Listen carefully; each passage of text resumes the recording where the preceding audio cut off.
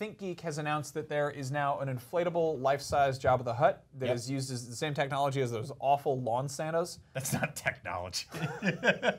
Balloons. It's not a balloon. It's like a parachute pants that has a fan hooked up to it. I don't know about. I don't know about this one. Does it have the big air? Yeah, it has a little fan built in. Okay. This thing is like $160, and if you want to,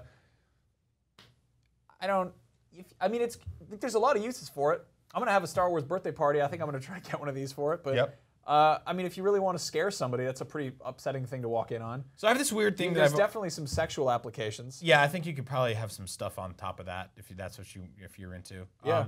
I think it's funny because if you turn it sideways and around, it looks like a giant ice cream cone that has a growth on it. Yeah, I can see that. It's also, I've always wanted to take something like this and inflate it in a very small confined area like a car with the windows just slightly cracked ajar so that Jabba's just kind of like and spilling out all over the sides. I'm real sick in the head. Yeah. But this thing looks really cool. Actually, I really wish we could get an entire... Jabba's Palace is my favorite part of any Star Wars movie. I was just watching Return of the Jedi over the weekend because I was just real tired that day. I hung out with you. Like, we're trying to figure out what it is about Jabba's Palace that's like kind of special. Yeah. I've always thought it was like kind of a bigger version of the cantina scene. Yep.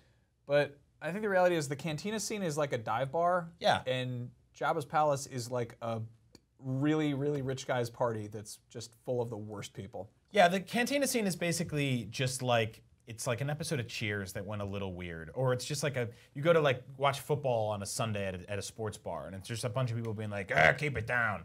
But Jabba's Palace is like a dangerous, terrifying place. It's not just like, oh, we might get in a bar fight, and not the old Western saloon thing. It's like, it's something you would see, you know, in the middle of Scarface. Well, I love that, like, there is that, it is very like Scarface. It reminds me of like Boogie Nights, and it's not so much like, you know, stuff gets messed up in the cantina. Like a dude gets his arm cut off. Yeah. And they call the cops, and the cops show up, and like, Obi-Wan's like, we should probably peace out, because I maimed a man. Yep. I cut off an Aqualish's arm. Like, that's awful. But like, there are authorities that come in. Yeah.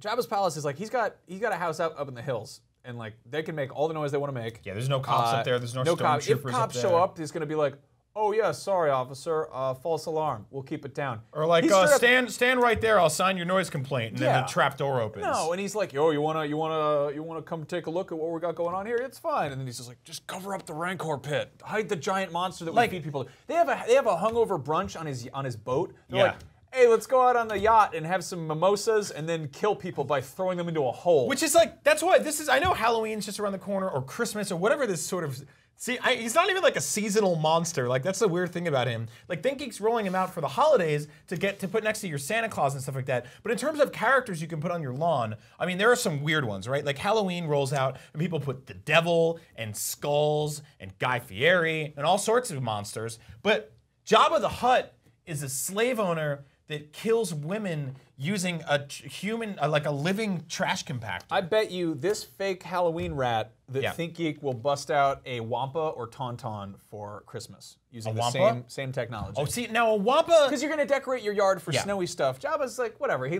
makes sense on a lawn during the Halloween time or just whenever the hell. A Wampa I can understand. A Wampa is a seasonal bear that was basically protecting its cave on an isolated planet that no rebels or Empire should have been on to begin with. I'm not asking you to explain what a Wampa is. No, I'm saying, Everyone knows what a Wampa is. Shut up, Max. I'm trying to justify this within the context of Christmas. And Christmas. They don't have Christmas in Star Wars. They a have Christmas Wampa makes sense because there's snow.